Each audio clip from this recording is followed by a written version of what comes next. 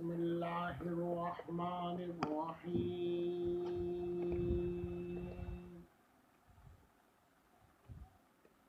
الحمد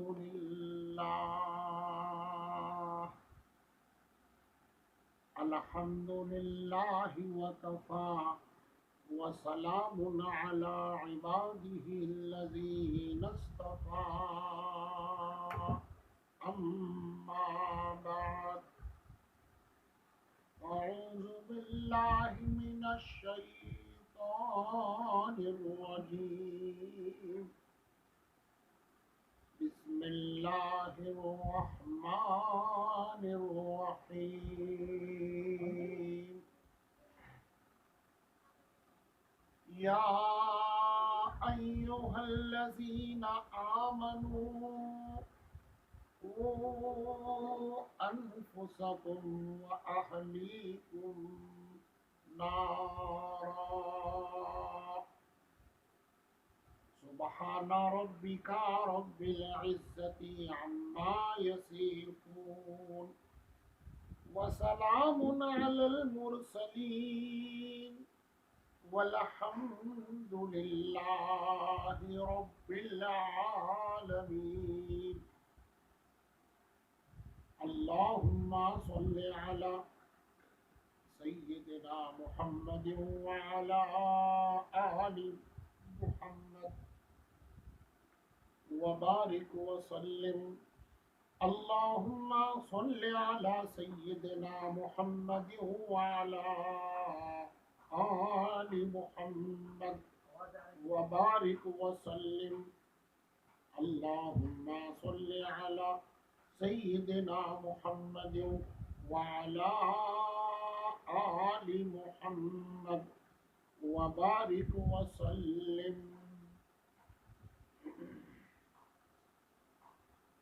محترم و مکرم،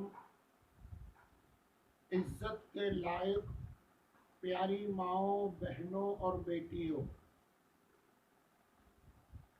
مالک کائنات کا بہت بڑا احسان ہے اور اس کا کرم ہے کہ دن میں کچھ وقت کے لیے ہفتہ واری صحیح ہم تماموں کو اس کے قرآن کی، اس کے پیارے رسول کی، اس کے دین اور شریعت کی بات سننے کی توفیق عطا فرما دی. یہ خدا کا بہت بڑا انعام ہے.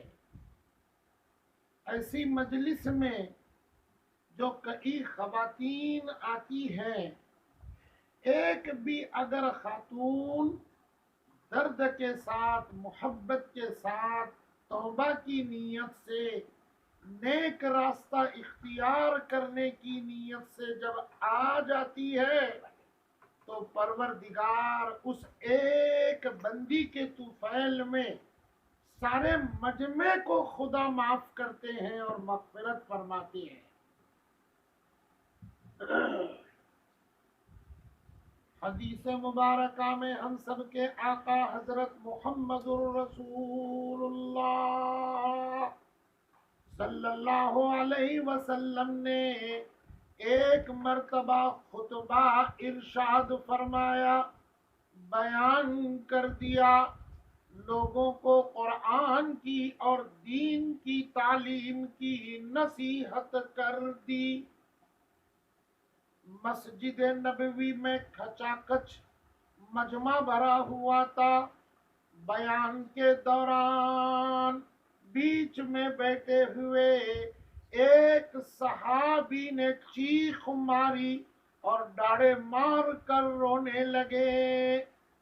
اللہ کے پیارے رسول حضرت محمد الرسول اللہ صلی اللہ علیہ وسلم نے فرمایا، کون ہے رونے والا؟ اٹھ کر کے کھڑا ہو جا. آپ نے کھڑے کر دیا، قریب بلایا اور گلے سے لگایا، تسلی دی اور ماتھے پر بوسہ دے دیا اور بیٹھنے کو فرمایا. صحابہ سے کہنے لگے، ہم سب کے پیغمبر صلی اللہ علیہ وسلم مجھے جبرائیل کی معرفت یہ اطلاع دی گئی، اس مجمع کے اندر جتنے صحابہ بیٹھے ہوئے تھے، قرآن کی برکت سے، شریعت اور دین کی برکت سے ان کا اثر اس کے قلب پر ایسا ہو گیا کہ چیخ مار کر رونے لگے۔ اللہ نے مجھے بشارت سنائی، او میرے محبوب صلی اللہ علیہ وسلم، اس ایک کی برکت سے میں نے تمام حاضرین کی بخشش فرما دی۔ کون بندی اس میں کس لیاقت سے آئی ہے اور کس نیت کے ساتھ شرکت کرتی ہے، کر چکی ہے، اللہ بہتر جانتے ہیں۔ میں بارہا اس کو دہراتا ہوں، کہیں بھی آپ دین کی بات سننے کے لیے جاؤ تو وہاں نیت، اپنے دل کی درستی، عادات کی درستی، اخلاق کی درستی، عبادات کی درستی، تمیز کی درستی، اس درستی کی نیت سے جاؤ، اللہ تیرا پاک کلام پڑھا جائے گا، تیرے رسول کی باتیں سنی جائے گی، اس کے برکت سے میرے اندر کے جو عیب ہیں خدا میں اس سے توبہ کرنے کی نیت سے آج مجلس میں جا رہی ہوں، انہی کی برکت سے میری توبہ کو منظور فرما اور آئندہ میرا نیکوکاروں میں شمار فرما۔ میری ماں اور بہنوں اور بیٹیوں، اس نیت سے ہی جایا کرو اور ہر جگہ پر مجلس میں بیٹھا کرو، ایسی مجلسوں میں مغفرت کے پروانے ہم کو ملتے ہیں۔ اللہ ہم سب کو ایسی سعادتیں بار بار نصیب فرمائے۔ آج الحمدللہ میں سمجھتا ہوں چوتھی یا پانچویں ہماری مجلس ہے۔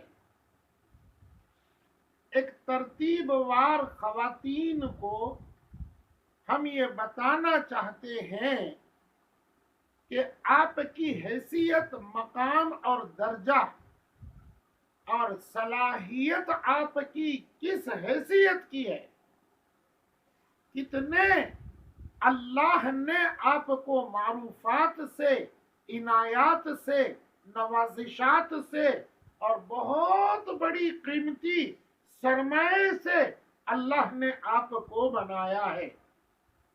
بعض چیزیں ایسی ہیں جو خواتین کے اندر ہیں، مرد اس کا مقابلہ نہیں کر سکتا، صرف پہچاننے کی ضرورت ہے، دیکھنے کی ضرورت ہے، اپنے آپ کو سمجھنے کی ضرورت ہے کہ اس پروردگار نے ہم کو بنایا، پیدا کیا، کیا ذمہ داری ڈالی، کیا اوصاف رکھے، کیسا احساس رکھا، کیسا سلیقہ ہم کو دے کر کے خدا نے دنیا میں بھیج دیا، اس کو سمجھنے کی ضرورت ہے۔ جس خاتون نے سمجھا، بس وہ جہاں گئی وہ چیز چمک اٹھی، روشن ہو گئی، اور یہاں تک کہ دنیا کے اندر جنت کا باغیچہ بن کر کے رہ گیا، اور آخرت میں اس ایک خاتون کی وجہ سے جنت کے کئی محلات کے اندر خواتین نظر آنے لگی۔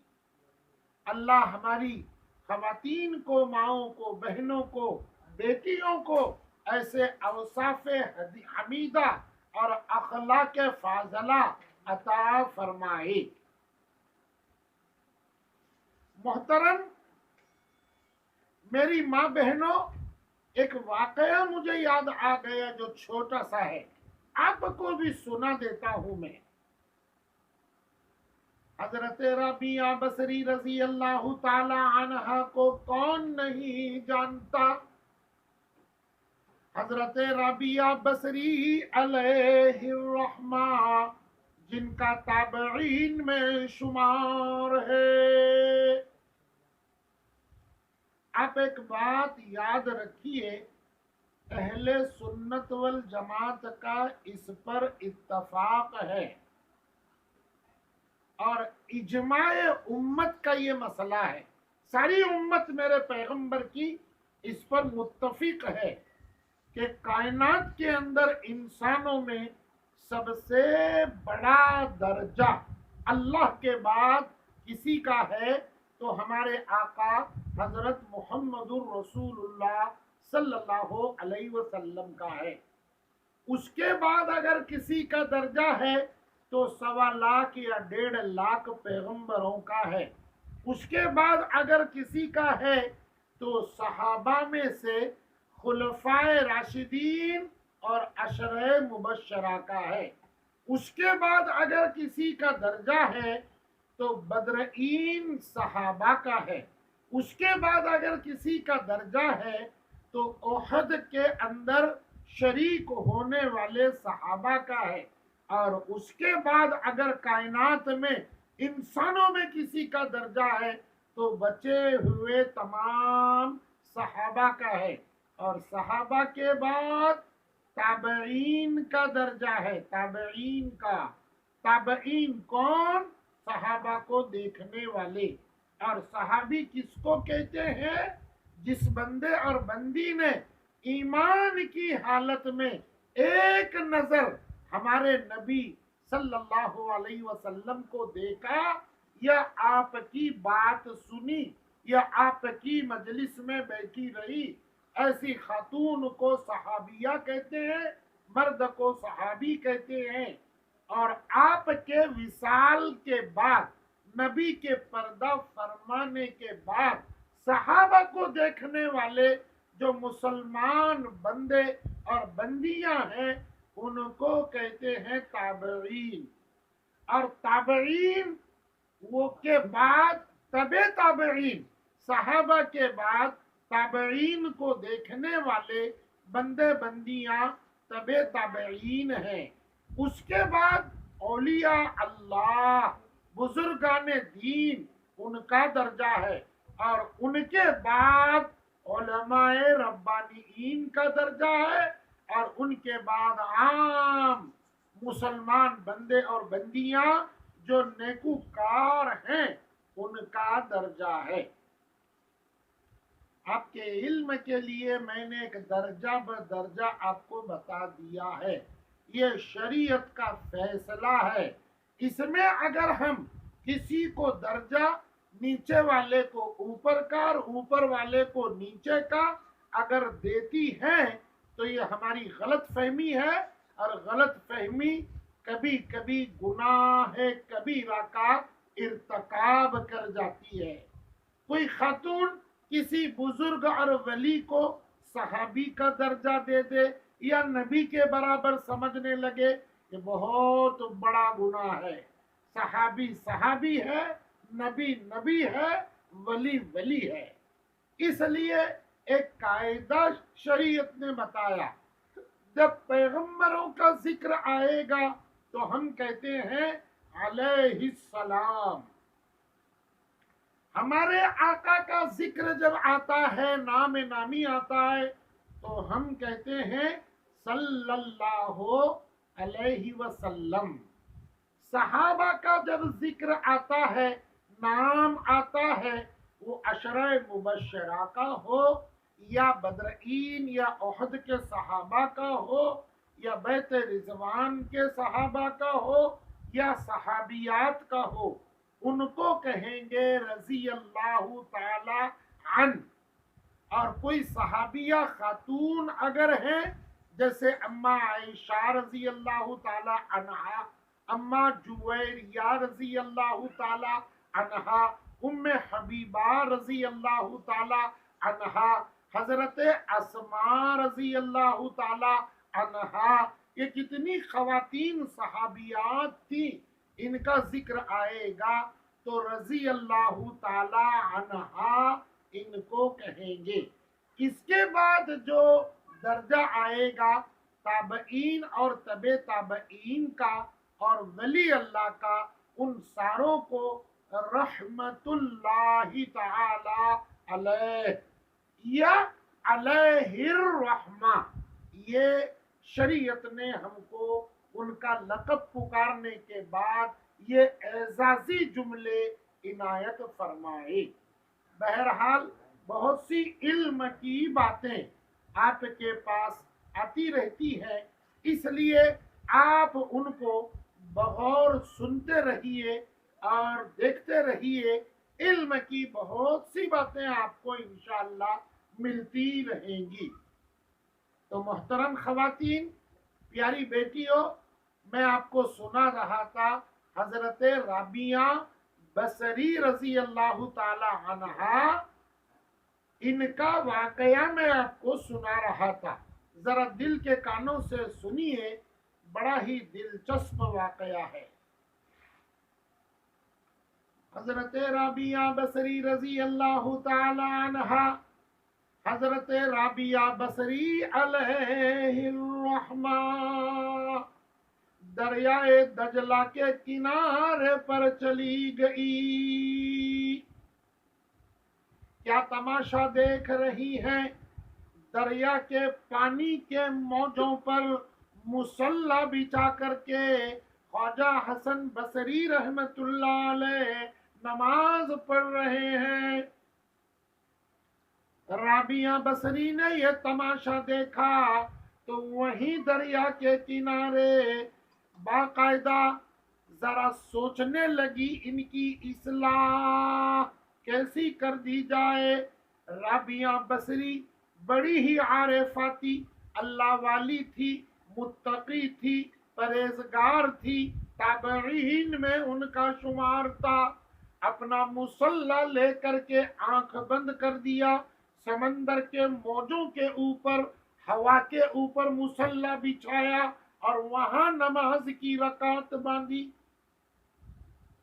خواجہ حسن بصری رحمت اللہ علیہ نے اپنی نماز کا سلام پھیرا اور دیکھ لیا رابعہ کو، رابعہ بصری علیہ الرحمہ کو، کہنے لگے یہ میری اصلاح کرنے کے لیے یہاں آئی ہے اور میری غلطی کو سدھارنے کے لیے آئی ہے، جزاک اللہ جزاک اللہ۔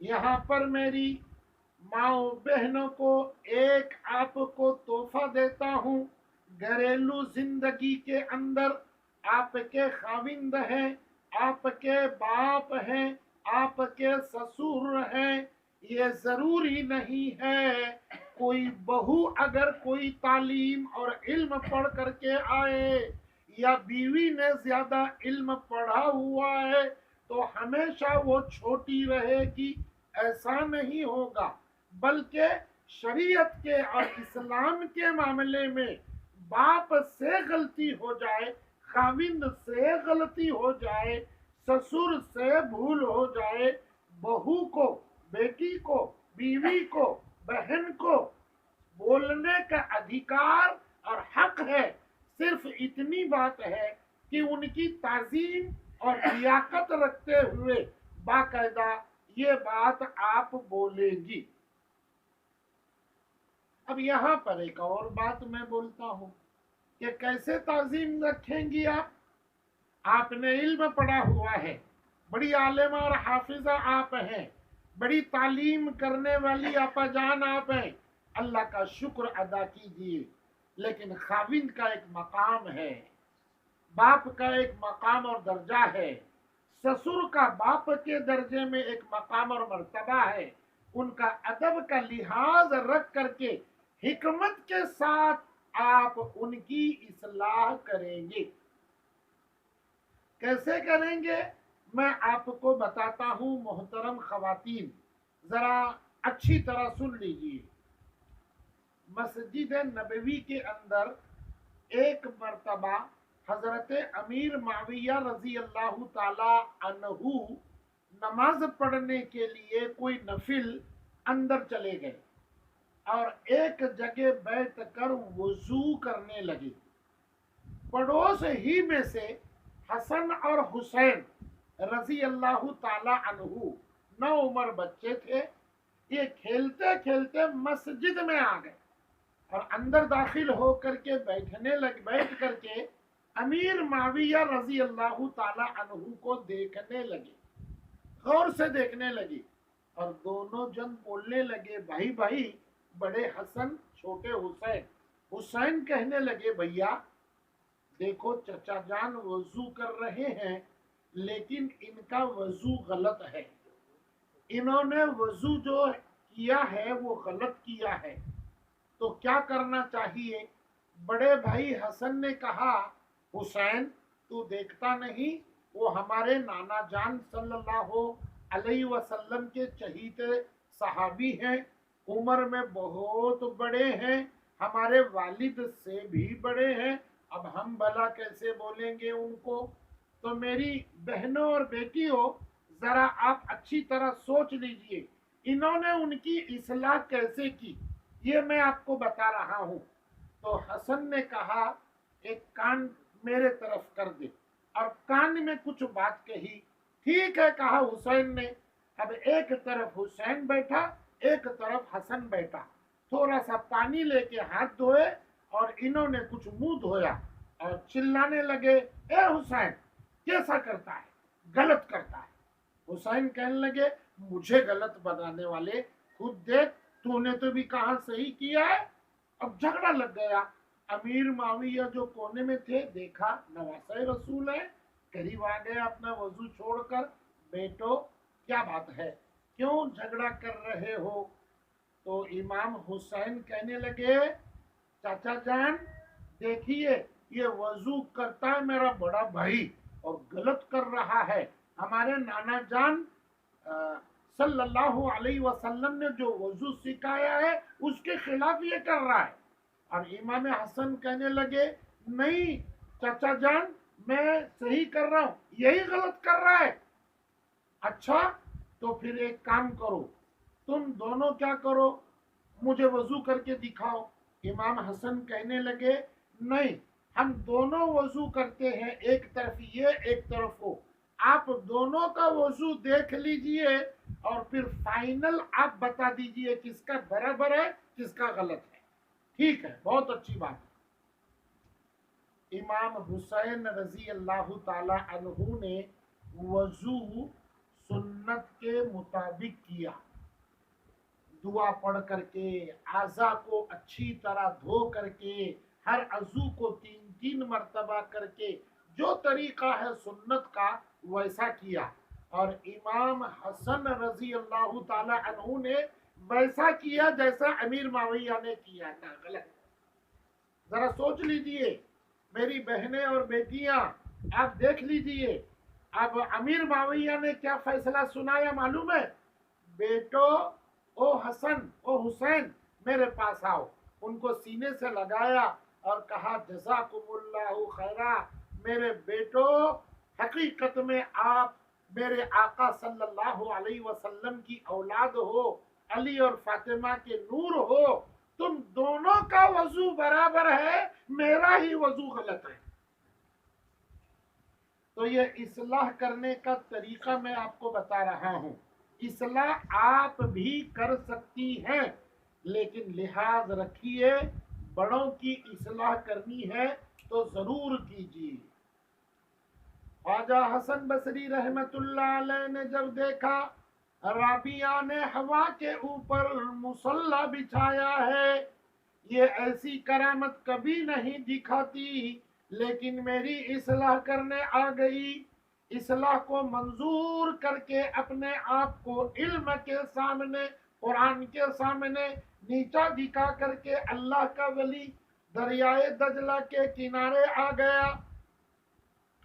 राबिया ने भी सलाम फेरा और अपना मुसल्ला लेकर आ गई और क्या कहने लगी, ओ ख्वाजा हसन बसरी, मुझे ये बताओ, कूड़ा करकट जो झाड़ू मारने के बाद जो कचरा है, वो पानी के ऊपर अगर छोड़ दिया जाए, फेंक दिया जाए, तो वो तैरते रहता है, डूबता नहीं। तो क्या उस कचरे को करामत कहेंगे? कोई आदमी दरिया के मौजों पर मुसल्ला बिछा के नमाज पढ़ता है, तो ये कचरे के मानिंद करामत दिखा रहा है। اور یہ بولو کوئی مکڑا مچھر اگر ہوا میں اڑتے ہیں اور کہیں پر ہوا میں ٹھہر جاتے ہیں تو یہ اس کی کرامت ہے. کوئی ہوا پر مصلی بچھا کر کے نماز اگر پڑھتی ہے تو یہ مکڑے اور مچھر کی طرح ہے، انسانوں کا طریقہ نہیں ہے. ہمارے نبی صلی اللہ علیہ وسلم کا یہ طریقہ ہے، بندیاں بندیوں کے اندر گھس جائیں، بندے بندوں کے اندر گھس جائیں اور اپنے اخلاق سے، اپنے اچھی عادات سے ان کے دلوں کو جیت لے. یہ سب سے بڑی کرامت ہے. اللہ اکبر کبیرہ. بہرحال میری ماؤں بہنوں، یہ آپ کو میں نے ایک واقعہ بتا دیا. کیسی خواتین تھی، اللہ کی بندیاں کیسی تھی. اندازہ لگائیے آپ کیا علم کا ان کے مقام تھا، کیسے اپنے آپ کو انہوں نے بنایا تھا. علم کے اوپر، قرآن کے اوپر، شریعت کے اوپر، دین کے اوپر انہوں نے سب کچھ نچھاور کر دیا تھا. اپنا گھر بار آباد کر کے، ایسا نہیں گھر چھوڑ کر کے، خاوند کو چھوڑ کر کے، بچوں کو چھوڑ کر کے بس دین میں لگ گئی. یہ طریقہ بھی مذموم اور برا ہے. رابعہ بصری شادی شدہ تھی، گوری نہیں، رنگ سے کالی تھی. رابعہ بصری بانجھ تھی، ان کو اولاد نہیں ہوتی تھی، لیکن ان کے خاوند کہتے تھے او رابعہ، تمہارے دل میں جو روشنی ایمان کی اور ولایت کی ہے، اور ولایت کا نور جو ماتھے پر میں دیکھتا ہوں، اللہ کی قسم میرا ضمیر کہتا ہے ایسی عورت اور انسانوں میں کوئی انسان تمہارے پاور کا موجود نہیں. ایسی بڑی عارفہ اللہ والی، گھر بھی برابر اور پھر اپنی عبادت بھی برابر، علم بھی برابر، قرآن بھی برابر. ایسا نہیں کہ ایک کے پیچھے لگ گئے تو ایک ہی کر دیا. دین کے پیچھے لگتے لگتے بچوں کو بھی چھوڑ دیا، خاوند کو بھی چھوڑ دیا، گھر کو بھی چھوڑ دیا. یہ بھی اسلام نہیں سکھاتا. اور کوئی خاوند ایسا ہے کہ گھر کی فکر نہیں، جورو کی فکر نہیں، بچوں کی فکر نہیں، بس وہ باہر چلا جا رہا ہے. یہ بھی صحیح نہیں. گھر کی فکر اول درجے کی ہے، بچوں کی فکر اول درجے کی ہے، بیٹیوں کی فکر اس کے اول درجے کی ہے. تمہاری ذات کی اپنی فکر اول درجے کی ہے. اپنے آپ پر بھی تمہارا حق ہے. تمہارا یہ بدن، تمہارا یہ مکھڑا، تمہارا یہ ہاتھ، تمہاری یہ زبان، تمہاری یہ آنکھیں، تمہارا یہ جذبہ، تمہارا یہ دل، تمہارا یہ آنسو، تمہارا یہ بول، تمہارا یہ ادا، تمہاری یہ خدمت، تمہاری یہ تواضع، تمہارا یہ خاوند کے ساتھ باقاعدہ عزت کے ساتھ آنا، اولادوں کو جنم دینا، اور تمہارا بچوں کی تربیت کا کرنا، تمہارا خاوند کو خوش کرنا، تمہارے بچوں پر مہربانی کرنا. یہ کیسے صفات ہیں؟ ارے یہ کیسے صفات ہیں؟ یہ کیسی طاقت اور پاور سے اللہ نے آپ کو پیدا کیا، بنایا ہے. میں آپ کو شروع سے یہی بتا رہا ہوں، سمجھو اپنے آپ کو، اپنے آپ کو سمجھو. رابعہ نے سمجھا، اللہ کی ولی بن گئی. ولی نہیں، ولیوں کی اصلاح کرنے لگی. آج خود ہم اصلاح کیا کرتے ہیں؟ ہمارے گھر کا حال ہمارا آئینہ ہے، ہماری زبان ہمارا نمونہ ہے. جب تک گلی کے اندر کوئی جھگڑے کی آواز نہیں آتی، سب پٹک سے بول دیتے ہیں وہ سکینہ، وہ حمیدہ، وہ عائشہ، وہ خاتون، وہ شاہین، وہ شمع، یہ ان کا جھگڑا چل رہا ہے. جی استغفر اللہ، کیا گڈ ول ہو گیا ہمارا. اندازہ لگائیے، جس خاتون کو اللہ نے یہ درجہ دیا، تیری بدن کی ہر چیز پردہ ہے، تیری آواز بھی پردہ ہے، تیرا چہرہ بھی پردہ ہے. ایسی نازک طریقے سے تیرے رب نے تجھے بنایا ہے کہ خدا تیری عزت کو محفوظ رکھنا چاہتا ہے. خدا تمہارے لیاقت کو محفوظ رکھنا چاہتا ہے. خدا تمہارے سرمایہ کو کسی کے ہوش کا نشانہ بننا نہیں چاہتا، بلکہ یہ تمہارے جذبے اور یہ تمہاری دولت تمہاری اولادوں کے لیے ہے، تمہارے خاوند کے لیے ہے، تمہارے باپوں کے لیے ہے، تمہارے سسر کے لیے ہے، تمہارے بھائیوں کے لیے ہے. یہ خدمت اس کے لیے ہے، غیروں کے لیے نہیں ہے. سمجھیے بات کو، آپ سمجھیے. میں خدا کے قرآن کی ایک آیت شروع سے پڑھ رہا ہوں. یا ایھا الذین آمنو، اے ایمان والے بندیوں کی جماعت، خواتین کی جماعت، مومنات کی جماعت، مسلمات کی جماعت. سورہ تحریم کی آیت ہے، قرآن کریم کا 28واں پارہ، غالباً 22واں یا 28واں پارہ ہے سورہ تحریم. اس کی 6 نمبر کی آیت ہے، یا ایھا الذین آمنو، اے ایمان والے بندے اور بندیوں، قوا انفسکم وَأَهْلِيكُمْ نَارًا، جہنم کی آگ سے اپنے معصوم بچوں کو، بچیوں کو بتاؤ. اس کا خلاصہ میں نے پورا گزشتہ مجلس میں کر دیا ہے. آج اس کو اشارہ کے طور پر یہی لے رہا ہوں، جب تک اپنے مقام اور مرتبے کو آپ نہیں پہچانو گی، تب تک تمہارا یہ سرمایہ تمہارے گھر پر نہیں، فیملی پر نہیں، بیٹی بیٹیوں پر نہیں، پرایوں پر خرچ ہوگا. اور یاد رکھو میری ماں، بہنوں، بیٹیوں، میں بڑے درد سے آپ کو بول رہا ہوں، آج دشمنان رسول کی پوری طاقت، آج دشمنان حسین کی پوری طاقت، آج دشمنان اسلام کی پوری طاقت، آج دشمنان غوث الاعظم اور غریب نواز کی پوری طاقت ہماری ماؤں پر، بیٹیوں پر، بہنوں پر لگی ہوئی ہے کہ ان کے مزاج کو، ان کے سمجھداری کو، اور ان کے آرزوؤں کو، ان کے تمناؤں کو، اور ان کی ضرورتوں کو گھر چھوڑ کر کے باہر لگا دی جائے، باہر کی طرف لگا دی جائے، باہر والوں پر خرچ کی جائے. اور ہو یہی رہا ہے.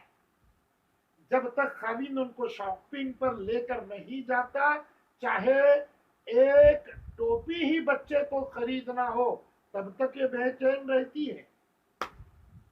گھر کے باہر کا کام خاوند کے ذمے ہے، اندر کا کام یہ خواتین کے ذمے ہے.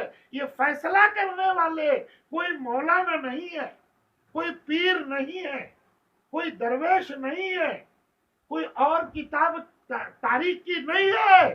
یاد رکھو میری بیٹیوں بہنوں، یہ فیصلہ کرنے والے ہم سب کے آقا سید الکونین، تاجدار بطحا، سچوں کے سردار، جناب رحمت للعالمین، رحمت دو عالم، حضرت محمد الرسول اللہ صلی اللہ علیہ وسلم ہے. بیٹی کا نکاح کیا فاطمہ کا، علی کے ساتھ جوڑ دیا.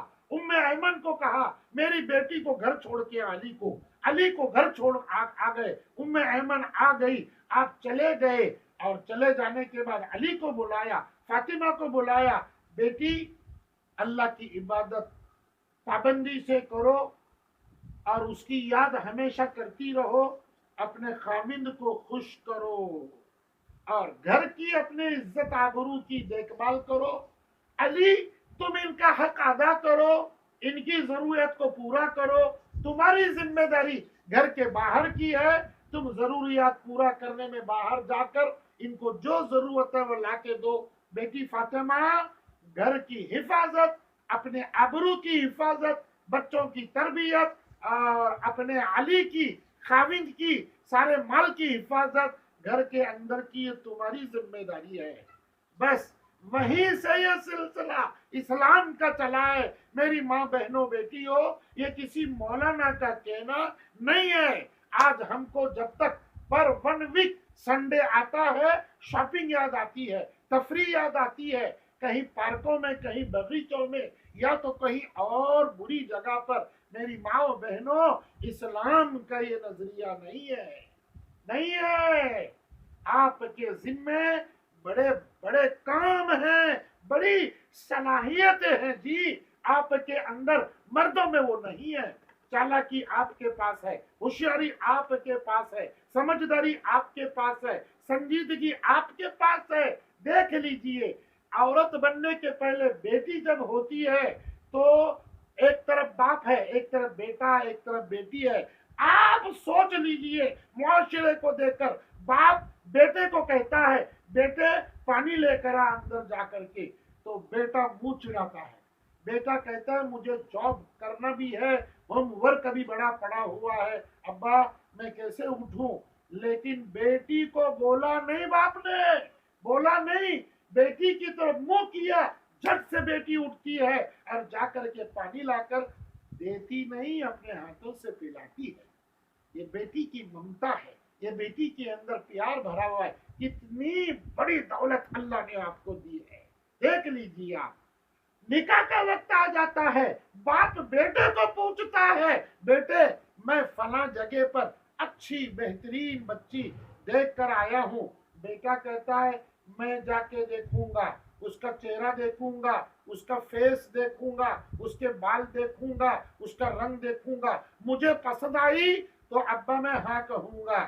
لیکن سچی ایمانداری سے بولو، بیٹی کو باپ کہے اے سکینہ، اے عائشہ، میں نے تیرے لیے ایک بہترین لڑکا دیکھا ہے جو دیندار بھی ہے، روٹی روزی کمانے والا ہے، ابا مجھے پوچھنے کی کیا ضرورت ہے، آپ جو کریں گے میرے طرف سے قبول ہے۔ یہ بیٹیوں کا کمال ہے، یہ بیٹیوں کا کمال ہے، اللہ کی دی ہوئی دولت بیٹیوں کے پاس ہے، بڑی دولت ہے وفاداری کی، تابعداری کی، یہ بیٹوں کے پاس نہیں ہے۔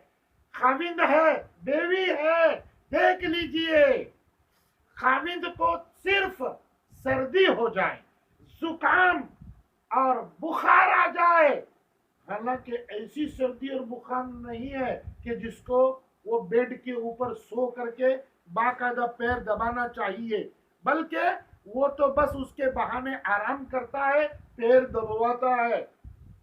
آپ دیکھ لیجئے، میں آپ کے مقام اور اللہ نے دیے ہوئے حوصلوں کو بتا رہا ہوں، اور یہ میاں سوئے پڑے ہیں، آ کر رہے ہیں، ادھر بیوی خدمت کر رہی ہے، بدن کو دبا رہی ہے، پھر چائے کھانا وہاں اس کے ہاتھ سے کھلا رہی ہے۔ لیکن اس کے الٹ بیوی بیمار ہے، بخار آ چکی ہے، میاں آ گئے، ہسبینڈ آ گئے اور کہا دیکھو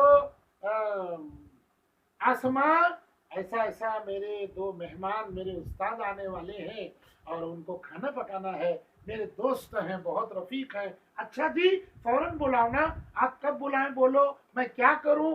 میں سچی بات بول رہا ہوں، میں صرف آپ کی خوشامد نہیں کر رہا، یہ اوصاف اللہ نے آپ کو دیے ہیں۔ وہ اپنا درد بھول جائے گی، وہ اپنی بیماری بھول جائے گی، اپنے خاوند کو خوش کرنے کے لیے، مہمانوں کو خوش کرنے کے لیے بہترین چپاتی سالن بنائے گی اور خوب ہو کے کھلائے گی۔ کیا یہ صفات آپ کے پاس نہیں ہے؟ ارے کتنے صفات میں آپ کے گناؤں، اللہ نے آپ کو دیے، پہچانو، پہچانو، اپنی صفتوں کو پہچانو۔ اور میں زور دے رہا ہوں کس بات پر؟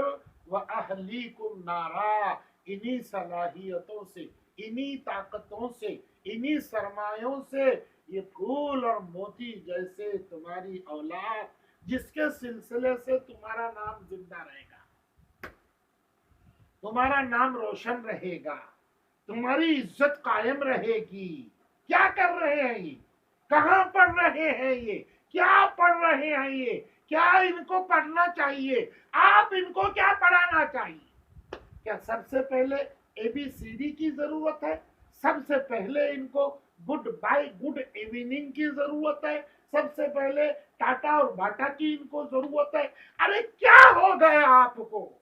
کہاں چلی گئی آپ؟ فاطمہ کا گھرانہ کیسا تھا، رابعہ کا گھرانہ کیسا تھا، غوث الاعظم دستگیر کی ماں امت الجبار فاطمہ کا گھرانہ کیسا تھا، غریب نواز کی اماں بی بی کمال ماں کیسی تھی، وہ غوث، میرے غوث، غوث الاعظم، پیران پیر، شیخ سمدانی، قطب ربانی، چہرہ ہے نورانی، ولایت کی نشانی اللہ کی مہربانی، وہ ہے محبوب سبحانی، میرے پیر ہے جیلانی جن کا رتبہ ہے لاسانی، سارے ولیوں کے سردار آقا محبوب سبحانی۔ آل نبی اولاد علی ہیں وہ زہرا کے پیارے، آل نبی ہیں اولاد علی ہیں وہ زہرا کے پیارے، جن کے گھرانے سے نکلے ہیں کتب اولیاء سارے، جس نے شان نہ ان کی جانی اس نے کی بے حد نادانی، سارے ولیوں کے سردار آقا محبوب سبحانی۔ کیسے تھے غوث؟ ارے غوث کیسے تھے؟ کبھی تو سمجھا، کبھی تو پڑھا، کبھی تو سنا، کبھی تو کتابیں ٹٹولی، بس میٹھے کھانے کی طرف خوش ہیں۔ سال میں ایک مرتبہ اچھی بریانی اور مٹھائی پکا دی، ختم ہو گیا قصہ۔ ایسے ہیں غوث؟ نہیں نہیں، میرے غوث سرتاج اولیاء ہیں، میرے غوث سرتاج اولیاء ہیں، میرے غوث 24 گھنٹے میں ایک مرتبہ اللہ کی زیارت کرتے تھے، وہ ہیں میرے غوث۔ میرے غوث ایسے عابد اور اللہ والے ہیں، 15 برس تک 2 رکعت تہجد کے اندر 30 پارے قرآن انہوں نے پڑھا ہے۔ میرے غوث ایسے ہیں 40 برس تک مغرب سے وضو سے فجر کی نماز پڑھی ہے۔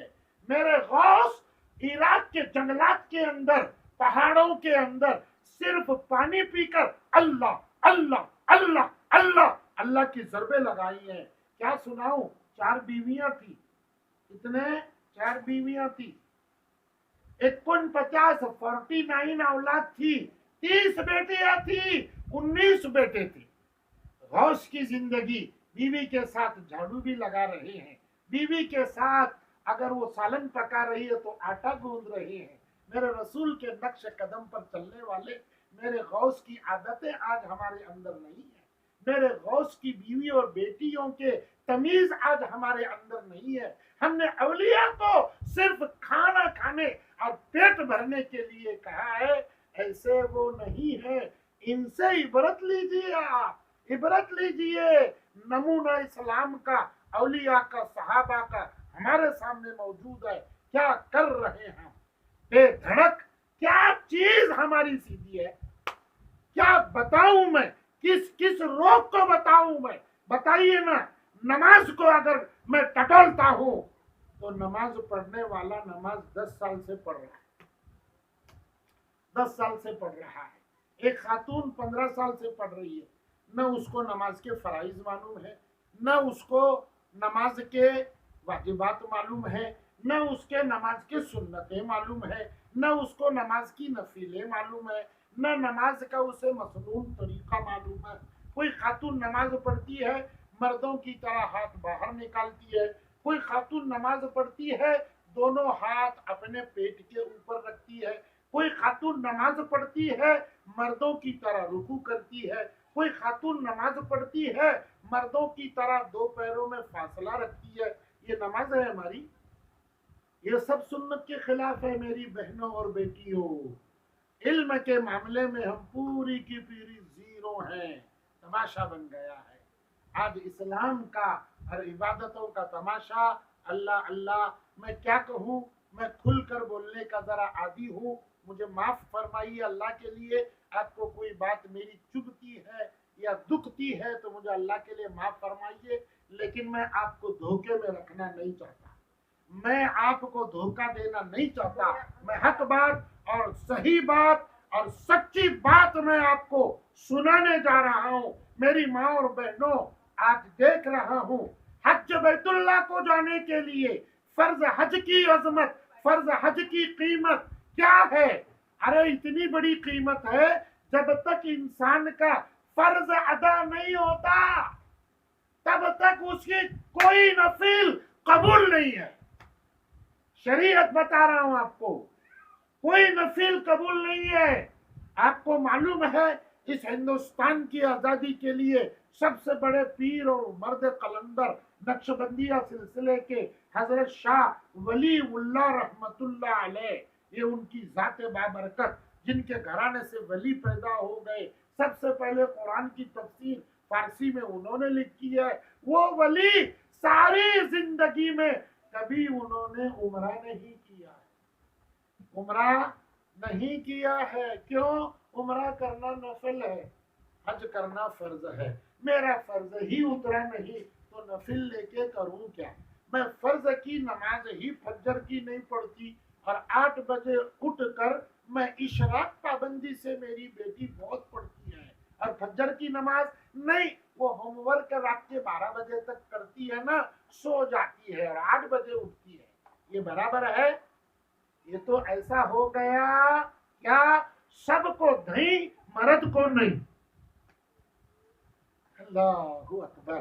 دیکھیے میں سچی باتیں آپ کو بتا رہا ہوں، اسلام کو سیکھ لیجئے، شریعت کو پڑھ لیجئے، رسول اللہ صلی اللہ علیہ وسلم کی زندگی کو پڑھیے، رسول اللہ صلی اللہ علیہ وسلم کی 11 بیویاں جو ہماری پاک مائیں ہیں، ان کا کردار آپ کے سامنے ہے، ان کی زندگیوں کو آپ پڑھیے۔ فاطمہ الزہرا بیٹی، بی بی بطول جگر رسول، یہ آپ کی بیٹی ہے، زینب آپ کی بیٹی ہے، کلثوم آپ کی بیٹی ہے، اور پھر رقیہ آپ کی بیٹی ہے۔ اللہ نے 4 بیٹیاں آپ کو دی ہیں۔ امام حسین کے 16 لڑکوں کے اندر 9 بیٹیاں امام حسین کو تھی، ان کا کردار آپ کے سامنے موجود ہے۔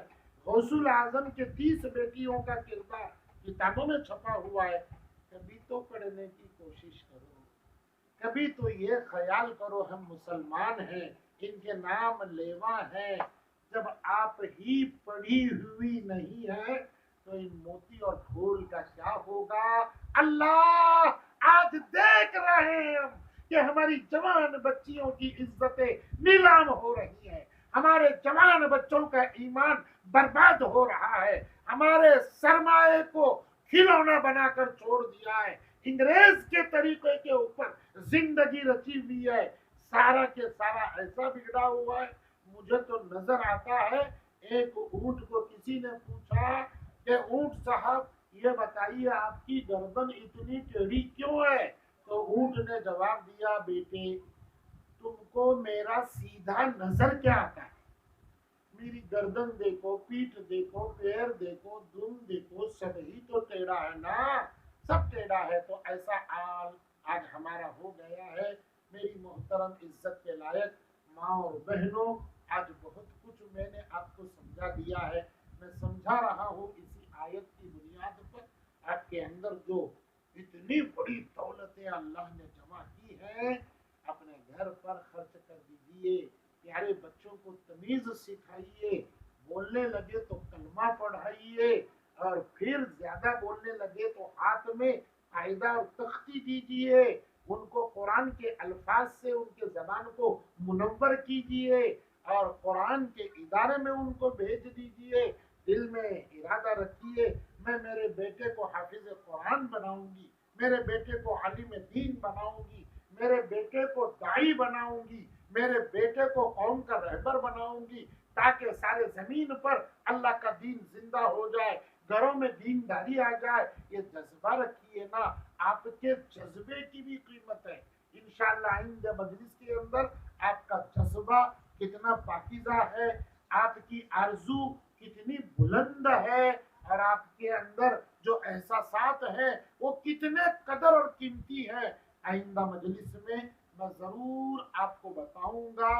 میں نے بہت سی باتیں آپ کے شان میں اور آپ کی ذمہ داری میں نے بتا دیا ہے۔ آخر میں یہی آپ کو پیش کرتا ہوں، ان بچوں کے سدھار کے لیے بہت سے فارمولے میرے پاس ہیں، بہت سے فارمولے۔ ان فارمولوں کے اندر ایک ہے مکتب، بچوں کو بچپن سے مکتب، ماں کا گود پہلا مدرسہ ہے۔ ماں ان کو کلمہ طیبہ، اللہ کا نام، رسول کا نام، حسین کا نام، فاطمہ کا نام، علی کا نام، اولیاء کے نام سکھائے گی، مکتب میں بھیجے گی، پابندی سے بھیجے گی۔ مکتب کے درجے کو جو قرآن کا خلاصہ ہے، دنیا کے سارے علوم سے بڑا سمجھے گی۔ جب سمجھیں گی اور سمجھتی ہیں تو میں دیکھتا ہوں انگلش ٹیوشن کے لیے پر منتھ 2000، اور قرآن کے ٹیوشن کے لیے پر منتھ اونلی 200. استغفر اللہ. میری ماں، یہ قیمت ہے، یہ قدر ہے. اندازہ لگائیے، خوش ہو کر کے ایسی معلمہ کو، ایسے ٹیچر کو، ایسے استاد کو آپ آج کے دور میں 500,000 روپیہ دینا چاہیے. میں ایک ضمناً بات بتا رہا ہوں، اس سے اس کی قیمت نہیں، اللہ کے علم کی قیمت ہے. میرے بچے کو آج انہوں نے اللہ پڑھا دیا، ایمان کی بات پڑھا دی، گھر میں داخل ہونے کی دعا پڑھا دی، صاف رہنا سکھا دیا، ان کو یونیفارم اسلام کا بنا دیا. کتنا بڑا کرم کر دیا. یہ روح کی ہے. شیخ سعدی رحمت اللہ علیہ کہتے ہیں وہ بچہ یتیم نہیں ہے، وہ بچہ یتیم نہیں ہے جس کے ماں باپ مر چکے ہیں، بلکہ وہ بچہ یتیم ہے جس کے ماں باپ ہیں لیکن اس کو قبر کی، حشر کی، اللہ کی، رسول کی، قرآن کی یاد نہیں دلاتے، صرف دنیا، دھن، دولت یہی سکھاتے ہیں. وہ بچہ حقیقت میں یتیم ہے. تو آج ہمارا شمار کس میں ہے؟ ہمارے بچے آج کیا ہیں؟ یتیم ہیں. آپ فیصلہ کر دیجئے، ان بچوں کو پابندی سے بھیجا کیجئے، دل و جان سے یہاں ان پڑھانے والی کی، پڑھانے والے کی ضرور خدمت کیجئے. اور بہترین خدمت تو یہ سرمایہ ان پر خرچ کیجئے یہ اپنی جگہ پر، لیکن اپنی دعاؤں کے اندر ان کو یاد رکھیے، اللہ یہ صرف میری بیٹی نہیں، میرا بیٹا نہیں، یہ تیرے میرے رسول کی جو چھاونی مدینہ منورہ کے اندر صفا کا چبوترا تھا، وہ رسول اللہ بیٹھ کر قرآن پڑھاتے تھے، یہ اس کا ہی ایک شاخ ہے، اس کی ایک چھاونی ہے. ان کے لیے دعا کیجئے. جہاں جہاں یہ چھاونیاں ہیں قرآن کے اور اسلام کے، خدا ان کو آباد رکھے، پڑھانے والوں کو آباد رکھے، دشمنوں سے ان کی حفاظت فرمائے. یہ بھی آپ کی خدمت میں شامل ہے. صرف مال سے خدمت نہیں، اچھی نگاہ سے دیکھنا، ادب کا کرنا، ان کے لیے دعا کا کرنا. اور پھر بار بار آپ کو بول رہا ہوں، آپ بھی اس کے لیے تیار رہیے. اسی کے لیے تو یہ مجلس کا قائم ہم نے کیا ہے. آپ قربانی دے کر صرف نہیں آئیں گی. ہماری ایک اپیل اور درخواست ہے. آج آپ اکیلی آ گئی ہیں، پڑوس کے اندر تمہاری بہن، تمہاری سہیلی، تمہاری رشتہ دار ہے، پیار سے اس کو سمجھا کر آئیے. یہاں خزانہ اسلام کا، رسول اللہ کا بٹ رہا ہے، آ کر لیجئے، آپ کے لیے ہے یہ. بس یہی آپ کو سمجھا رہا ہوں. یہاں ہر طریقے کے اخلاق، کردار، اسلام، دین، عورتوں کے لیے جو ضروری ہے وہ سکھائے جائیں گے انشاءاللہ. رفتہ رفتہ اس کا نمبر آئے گا. ابھی ایک دو روز، 2 ہفتے یہ آپ کی ذمہ داریوں پر چلیں گے. اس کے بعد وضو ہے، نماز ہے، اس کے بعد پھر آپ کے ضروری گھر کے مسائل ہیں، جو کچھ ہے وہ آپ کو بتا دیں گے انشاءاللہ. آپ کا ساتھ، آپ کے دعا کا ساتھ، آپ کی اچھی نگاہوں کا ساتھ، آپ کے جذبے کا ساتھ اگر کسی کے ساتھ رہا تو انشاءاللہ وہ چیز چمک جائے گی. مجھے معلوم ہے سیدہ ہاجرہ نے ساتھ دیا ابراہیم کا، آج بھی مکہ مدینہ چمک رہا ہے. معلوم ہے آپ کو کس کس نے ساتھ دیا؟ بیوی ہاجرہ نے ساتھ دیا. ساتھ دیا موسیٰ کلیم اللہ کی ماں نے، جو موسیٰ کا کلام کوہ طور پر چمکنے لگا. ساتھ دیا اماں خدیجہ رضی اللہ تعالی عنہا اور اماں عائشہ نے. تو میرے رسول کا پرچم سارے مکے مدینے اور دنیا میں چمکنے لگا. ساتھ دے دیا امت الجبار فاطمہ، حضرت لمیس، ان خواتین نے میرے غوث کو ساتھ دیا. وہ سرتاج اولیاء کہلانے لگے. آپ کے ساتھ کی، آپ کے درد اور محبت کی ضرورت ہے. اس کے لیے آپ تیار ہو جائیے. میں اپنی بات کو سمیٹ رہا ہوں اس دعا کے ساتھ کہ پروردگار عالم یہاں جو حاضر ہوئی ہیں، اللہ پہلے ان کو، ان کے طفیل میں ہماری تمام خواتین کو، اس کے بعد اس محلے کے تمام خواتین کو اپنی ذمہ داری مقام سمجھ کر، اپنے فرائض ادا کر کے، اپنے بچوں کی تربیت کر کے دین اور خدا کے رسول کے پیغام کو زمین پر پھیلانے کی، دین کی خدمت کرنے کی، خود دیندار بننے کی، موت کی آخری گھڑی تک خدا ہم تماموں کو توفیق عطا فرمائے۔ وآخر الدعوانا ان الحمد للہ رب العالمین۔